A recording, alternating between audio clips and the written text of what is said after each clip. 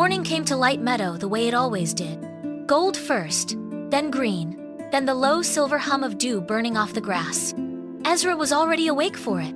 He was always awake for it. He walked the stream first, the way he did every morning, crouching at the bend where the water slowed to check that the current still ran clear.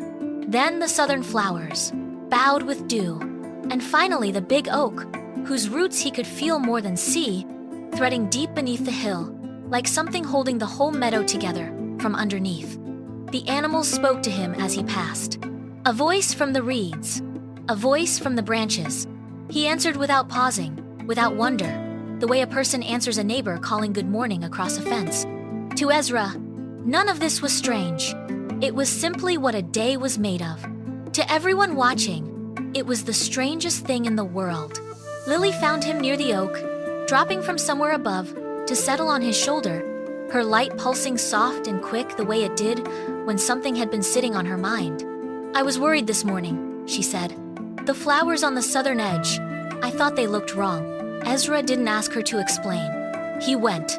The flowers stood exactly as they should, dew-heavy and unbothered, and he told her so.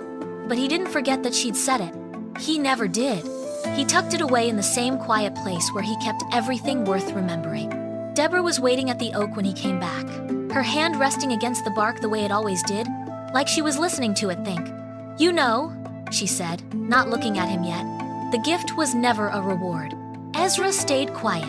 He had learned that when Deborah spoke like this, the best thing he could offer was room. It's not something you won, she went on. It's something that was placed in you for the meadow, for all of them, because you're the one who could carry it faithfully. That's all a gift like this ever is. Not a prize, a responsibility. She turned to look at him then, and there was something in her face that wasn't quite worry and wasn't quite pride. Something closer to recognition. You've always known that, she said. I'm only saying it out loud. Ezra looked past her, out at the meadow, the stream, the flowers, the long gold slope of the hill, and felt the truth of it settle somewhere new. Not heavier, exactly, just clearer, like a shape he'd always felt in the dark finally catching enough light to see. That evening, he walked home through the village, past the southern gate where the old words were carved into the stone. The light was given, carry it well. He had passed those words 1,000 times. He could have recited them in his sleep.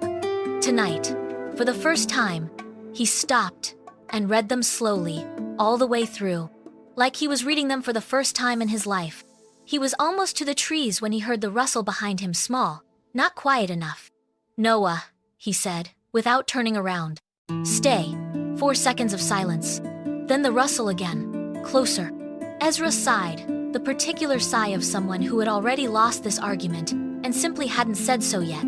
Slowed his steps just enough to let a small shadow catch up and fall into place beside him. Neither of them said anything else. They didn't need to. Some things, once given, are simply carried, and some company, once offered, is simply allowed.